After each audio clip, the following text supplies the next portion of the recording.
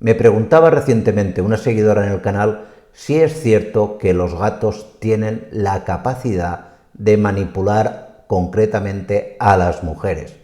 Y es de esto de lo que vamos a hablar, para lo cual me voy a apoyar en un estudio hecho en la Universidad de Viena en el año 2011, no es un estudio muy reciente, pero creo que es completamente válido, y me gustaría que al mismo tiempo me aportaseis en los comentarios vuestra experiencia de si es cierto o no que como mujer os sentís en un momento dado manipuladas por vuestro gato.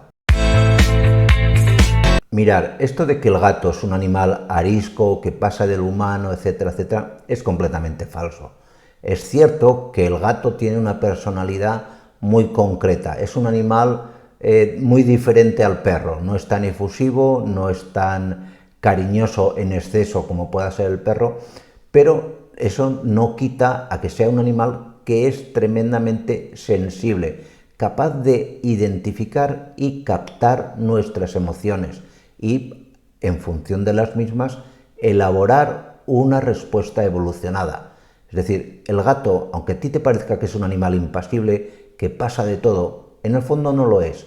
Lo que tú haces día a día le va a afectar. ¿Y qué ocurre? Pues que, como os comentaba en un vídeo no hace mucho, un vídeo que os pondré al final de este, los gatos tienen per se una mayor afinidad por las mujeres. Esto está completamente demostrado. Esto no es ni ser mejor ni ser peor, es un hecho. El gato tiene mayor predilección por la mujer, no solo porque sea la que más se ocupa de él, le da de comer, etcétera, etcétera, sino porque las emociones, en el caso de la mujer, para el gato son más fácilmente identificables. El gato se siente, por lo general, más reflejado en el carácter de la mujer que en el carácter del hombre. Dicho esto, que esto está muy demostrado, la siguiente cuestión es de si el gato tiene esta capacidad de manipular, es decir, de jugar un poco con el sentimiento y las emociones de las mujeres para obtener asimismo un rédito individual, un retorno, vamos.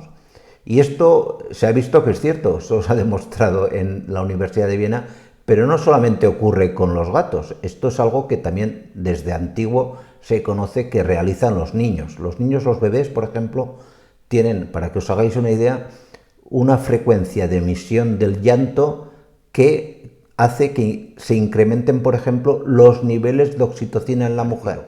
El gato se ha dado cuenta, a base de evolucionar, de que poner ciertas caras, ciertas expresiones, porque hay que reconocer que tiene una cara muy expresiva, proporcionalmente tiene los ojos mucho más grandes que cualquier otro animal, pues hace que la mujer, que es más receptiva a este tipo de sentimientos, pues sea más proclive a ceder a ciertos caprichos o a ciertas cuestiones que tiene el gato.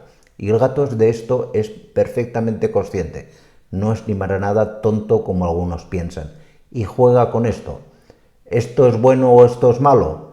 Pues no lo sabría decir, sinceramente. En ocasiones veo que es bueno, que es muy bonito, que es muy agradable, y en otras, por el contrario, veo que los gatos, hay gatos que veo que se aprovechan de las señoras y a la mínima están pues, que si quejándose, que si maullando lastimosamente, algo o poniendo cara de pena para conseguir el fin que buscan, ya sea el alimento, un juego, que les presten atención, etcétera, etcétera. De cualquier manera, como os digo, me gustaría vuestra opinión en los comentarios sobre lo que he comentado, ¿de acuerdo? Pues nada más, muchísimas gracias y nos vemos en la siguiente. Cuidaros mucho. Chao.